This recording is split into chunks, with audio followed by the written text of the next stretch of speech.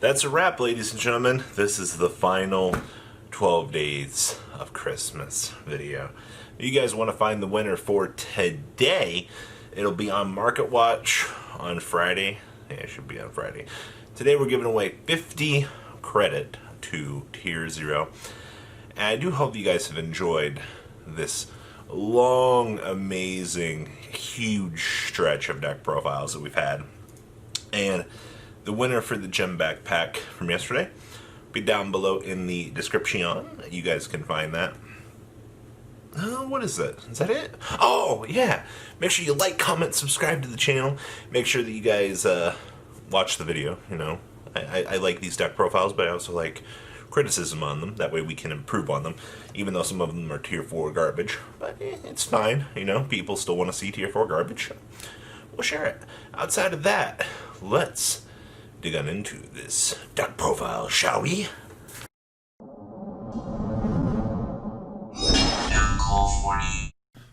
Welcome to the 12th day of Christmas, ladies and gentlemen. We've done it.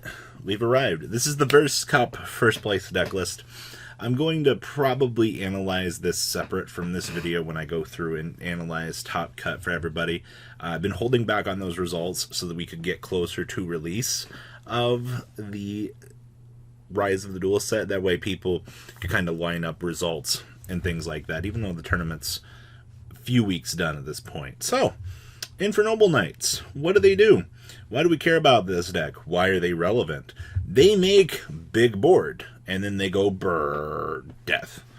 Alright, super easy. The new Flame Noble Knights literally make this deck super consistent. Like, we scrapped all the bad Infernoble Knights, we made the good ones. Alright, so this is your Infernoble list. We have triple copies of Ash Blossom, Enjoy Spring, Hand Traps, Important, blah blah blah. Okay, we have the one Fire Flint Lady. So if you control a warrior monster, you can special summon this card from your hand. You can send this card to control the graveyard, special summon one level 4 or lower warrior monster from your hand. And if you do, your opponent cannot target it with card effects. You can only use each effect of Fire Flint Lady once per turn. What you're looking at here is a Fire Warrior Extender, something that the deck really wanted in its life.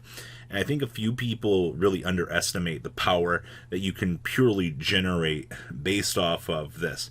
So yes, it is a new upcoming extender, and it is something that you might want to consider messing around with in the future of this deck. Now, there are triple copies of Immortal Phoenix Skierfried here, and before you're like, wait a minute, Robbie, every list you've talked about, you said you should be playing less copies of this. Yes, I have, but this consistently worked across the board for him all tournament. He had no real issues with this. As you can also see here, we're playing a higher deck count here. You know, we're pushing 45 here. That way we can adjust and mess around with ratios and see where things are going. Alright, so new Infernobles. So we have the one copy of Alstafo. So you can banish one Fire Warrior monster from your hand or graveyard. Special summon this card from your hand. Then you can make its level become the same as the banished monsters. You can banish this card from your graveyard, special summon this banished card during your second standby phase after activation. Then you can special summon one Fire Warrior monster that is banished or in your graveyard.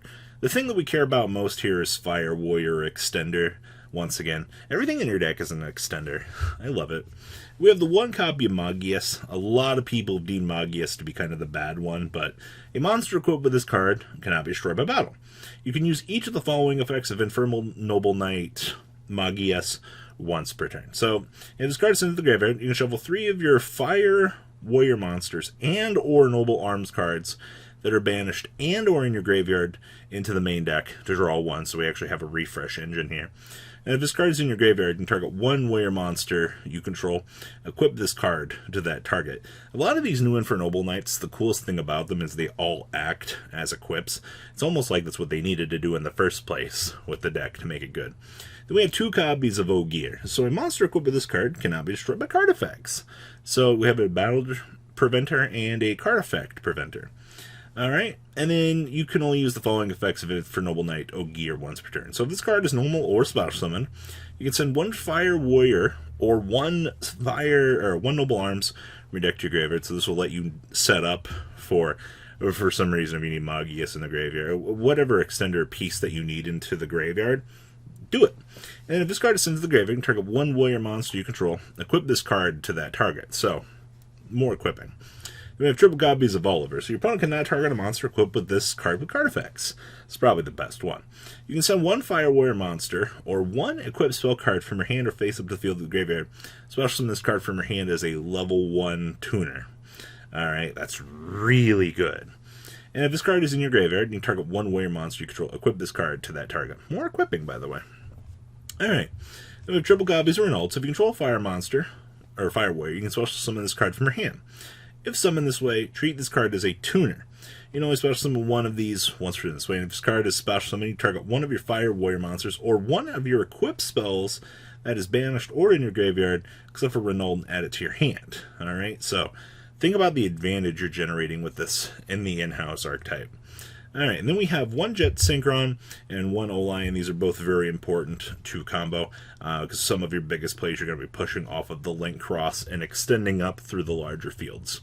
Then we have the one copy of Gemba. So when this card is normal summoned, you can target one of your banished samurai monsters, blah blah blah, do stuff with it. Fire Warrior Tuner. Alright, that's all you care about here.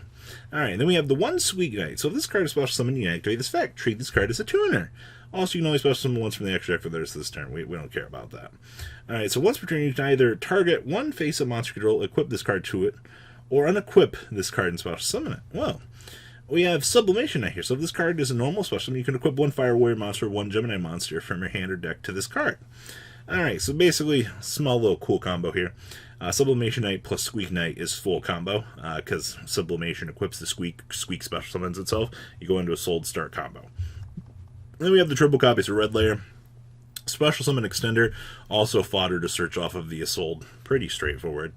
We have the triple copies of Durandal. So when this card is equipped to a monster, you can add one level 5 or lower warrior monster or your deck to your hand, then destroy this card. If this card is sent to the graveyard because the equipped monster is sent to the graveyard, you can target one level 5 or lower fire monster graveyard, special summon it, and special summon for their system, blah blah blah blah blah. We don't care about that. We care about the fact that it pops itself off and reloads. We have the one copy of the Infernal Knights Hectilier. When equipped to a monster, you can target one face monster you control. This turn, you cannot declare an attack with other monsters. Also, can make a second attack during each battle phase, then destroy this card. This card's sent to the graveyard because the equipped monster was sent there, target one monster on the field, destroy it. That part's actually kind of relevant. Then we have the one copy of Joyuse, or Joyous. I'm just going to call this the Joy Sword. So, when this card is equipped to a monster, you can target one Fire Warrior monster in your graveyard, add it to your hand, and then destroy this card. Ooh, Recursion. This card sends the graveyard because of equipped monster. You can special summon one Fire Warrior monster from your hand. Yay, extend. I don't really care about that part. We just care about the extender part. We have two Called by the Grave, the card that makes life go round. Triple copies of Heritage of the Chalice, best searcher this deck has going for it.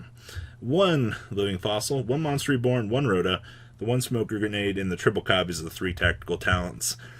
Getting the full advantage effects off of this, getting the draw power off of this, is pure insanity. Alright, extra deck. One Auroradon for full combo, one Link Cross, one Phoenix, two copies of Isolde because in case something happens to the first one, you're able to climb up with the second one. Pretty straightforward. One Halifibrax, one copy of Access Code, one Tatsunoko with one Omega, with the one Marshall, and then we get into the good guys. So Roland, it's one tuner plus one or more non-tuner to make this.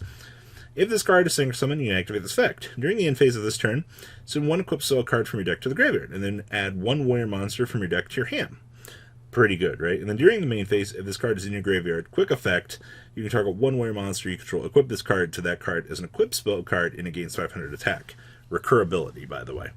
And then we have one Charmaine. So if a monster or monsters on the field becomes equipped with an equipped spell card, except during damage ship, destroy one card on the field. During the end phase, you can equip one equipped spell card from your hand or graveyard to this card. Then you can equip one warrior monster from your deck to this card as an equipped spell and make it gain 500 attack. So basically, this will be the end phase load up that you want. And then we have one High Lancelin, actually. This is interesting. One Herald and the one Borreload Savage. Side deck here with one Pankratops, one Ghost Ogre, two copies of Cosmic Cyclone, one Mind Control, one Raigeki, two Twin Twister, triple Infinite Permanents, one Red Reboot, and triple copies of Solemn Judgment, wrapping up the ever so cool Infernal Knights. Ladies and gentlemen out there, if you guys want to get into today's contest, like I said, make sure you like, comment, comment, subscribe. That way you guys can get entered in to win the cool store credit that I have to give away to one of you. And I hope you guys have a good rest of your day.